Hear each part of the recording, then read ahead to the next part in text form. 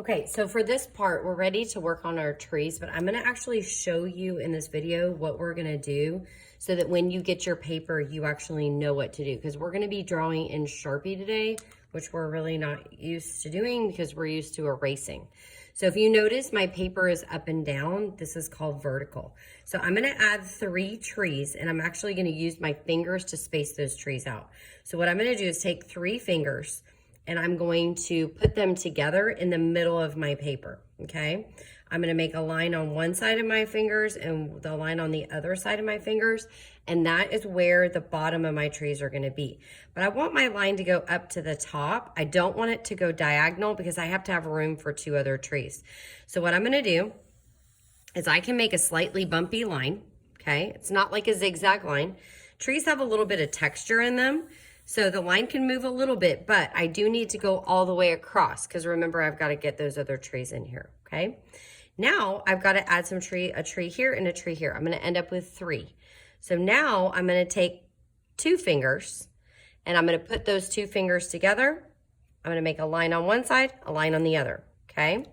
Now my line, when I bring it up, it should not touch my other tree, okay? Then I'm going to come to the other side. Not going to touch the other tree. Okay, so now I have 2 trees. Now I need 3 trees. So on this side, what I'm going to try to do is I'm going to put all 4 of my fingers together. Not 5, just 4. I'm going to stack them. They're all together. They're not spaced out, right? I'm going to put them on my paper. I'm going to make a line on one side, a line on the other side, okay? And then I'm going to make a line up to the top and make a line up to the top. So now I have 1, 2, 3 trees, and it's kind of weird to see them this way because it makes the paper look kind of strange, almost like a optical illusion.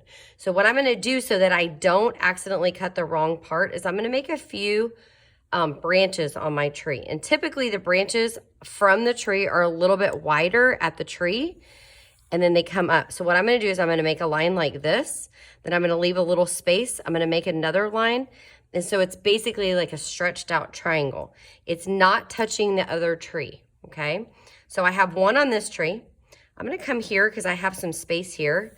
I'm gonna add another one of those stretched out triangles here.